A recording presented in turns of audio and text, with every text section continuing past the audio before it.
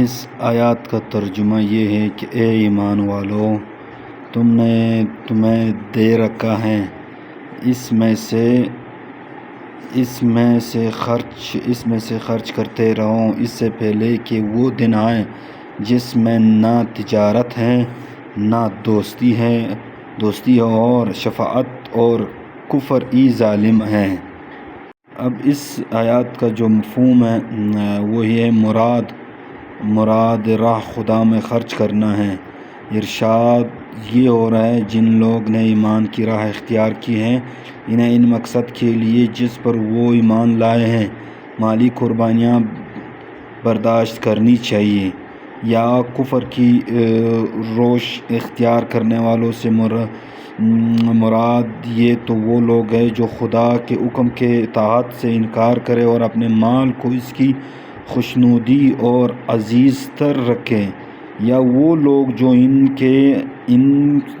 اس پر عقیدت نہ رکھتے ہو جس کے آنے کا خوف دلایا گیا ہو، یا پھر وہ لوگ جو اس خیال خواہ میں مبتلا ہو۔ آیت الکرسی کا ترجمہ سنتے جائیں۔ اللہ تعالیٰ ہی معبود برحق ہے جس کے سوا کوئی معبود نہیں، جو زندہ ہے، سب کا تھا، میتے والا، جسے اونگ آتی ہو نہ ہی نیند، اس کی ملکیت میں زمین اور آسمان تمام چیزیں، بغیر اس کے سامنے شفاعت کر سکے وہ جانتا ہے، جو اس کے سامنے ہیں وہ اور جو ان کے پیچھے ہے،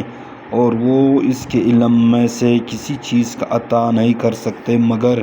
جتنا وہ چاہیں۔ اس کی کرسی کی وسعت نے زمین اور آسمان کو گھیر رکھا ہے، اور اللہ تعالیٰ ان کی حفاظت سے نہ تھکتا ہے اور نہ اکتا ہے،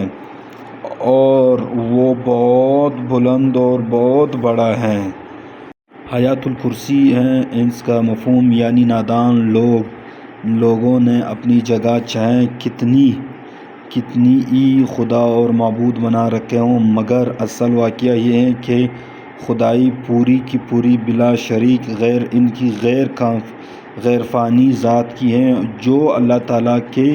بخشش ہوئی زندگی سے نہیں بلکہ اپنی تاحیاتی سے زندہ ہے، اور جس بل بوتے ہی پر کائنات کا سارا نظام قائم ہے۔ اپنی سلطنت میں خداوندی جملہ اختیارات کا مالک وہ خود ہی ہے، کوئی دوسرا نہ اس کا صفات میں شریک ہے، نہ اس کے اختیارات میں اور نہ اس کے حقوق میں، لہٰذا اس کو چھوڑ کر یا اس کے ساتھ شریک ٹھہرا کر زمین اور آسمان میں جہاں